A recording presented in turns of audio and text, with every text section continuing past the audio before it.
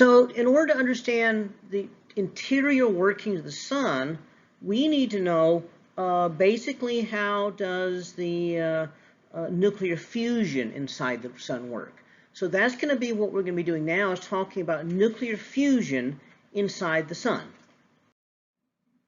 So when we talk about the nuclear fusion inside the sun, we'd already mentioned in the previous lecture that about 600 million tons of hydrogen every second is fused into 596 million tons of helium. That means that 4 million tons every second is converted into energy. So E equals mc squared. There's this 400 million tons less every second in the sun.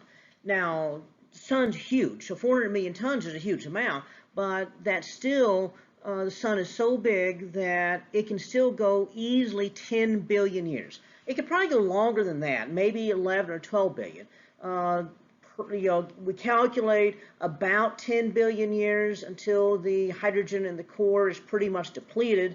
But then there's the possibility that a little bit of convection or circulation might bring a little extra hydrogen in. It could last up to 12 billion years, but at least 10 billion. And so we believe the sun's only about 5 billion or so years old, so that means it's only about halfway through its life.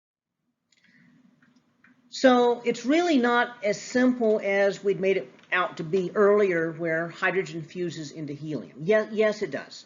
4 hydrogens are going to make a helium, but it's not quite that simple, because in physics we have a basic sort of thing that we call conservation of charge. And hydrogen has, each hydrogen nucleus is a proton, so 4 hydrogens is 4 protons, that's 4 positive charges. However, a helium nucleus is 2 protons, 2 neutrons, and so that's only 2 positive charges. Conservation of charge is a big deal in physics, so that means that just going from hydrogen to helium, if that's all that happened, would violate conservation of charge. So we know that's not quite that simple. So something else has to happen along the way. So the nuclear fusion inside the sun is a multi-step process. To understand really what's happening, we have to understand a little bit more about nuclear physics. And so what we need to do is figure out how all that works. There's several different avenues of fusion, several different ways that nuclear fusion can happen, several different ways that hydrogen can fuse into helium. The way the sun does this we call the proton-proton chain. And that works really well inside the sun, which has enormous pressure and enormous temperature. When they were trying to build a bigger a nuclear weapon after the hydrogen bomb, after the atomic bomb, they came up with the hydrogen bomb, and they realized right away the proton-proton chain is not something they could actually make work directly, so they figured out one of the other methods of fusing hydrogen to helium. And so those other methods became the key to building the hydrogen bomb. We have to understand how nuclear physics works to do all this sort of stuff. So in elementary school, you learn about atoms, and you learn what makes up atoms. And you learn the atoms are made up of electrons, protons, and neutrons. In physics, electrons were the first of these subatomic particles that were discovered. They were originally called cathode rays. And so they were studied, and they realized there was some kind of a negative particle being given off by the cathodes, and so they later they named them electrons. They realized that the electrons were the outermost parts of the atoms, and there's something else in the nucleus of the atom, and that became the protons, is what they realized. The problem was they realized that atoms were a little bit more complicated than that, and they said, well, wait a minute, if atoms are a little bit more complicated, what's going on here? And so they realized that there was a problem, because they knew that Hydrogen, weighed something and had 1 proton. Helium had 2 protons, but it weighed 4 times as much. Now, electrons don't weigh much of anything, and so that the helium weighs 4 times as much as the hydrogen, and that didn't seem to make sense since it only had double the protons. And then you get to something like carbon, and carbon weighs 12 times as much as a hydrogen, but has only 6 protons and 6 electrons. They were able to figure out it has 6 electrons and 6 protons. So that means it has to have 6 of something else too. And so they began to realize that atoms actually were made up of something else. And they knew that electrons were positive, they knew that they knew that electrons were negative, and they knew that protons were positive. And so they began to realize that there's got to be something else in there that has no charge, and they called that a neutron. That was a very fundamental discovery right there. Well, along the way, turns out they realized this is not all that's inside of atoms.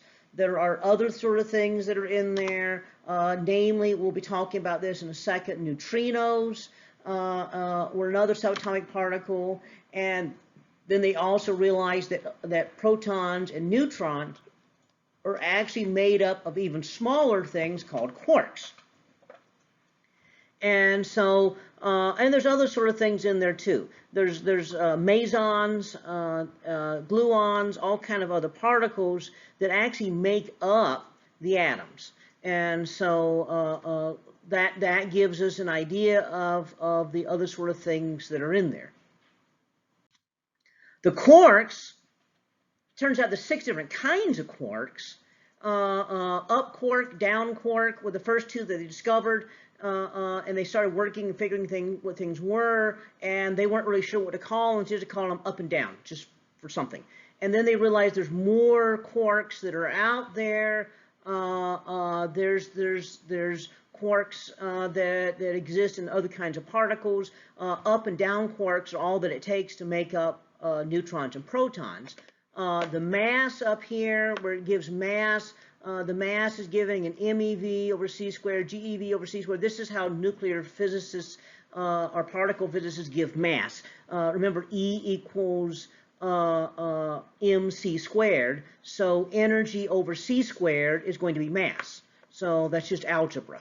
E equals mc squared, and so mass is going to be E over c squared. And so the GeV and the MeV, that's energy, divided by c squared, you get mass.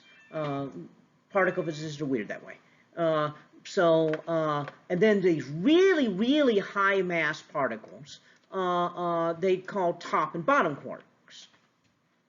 Okay, so each of these actually come in other sort of varieties that we call color.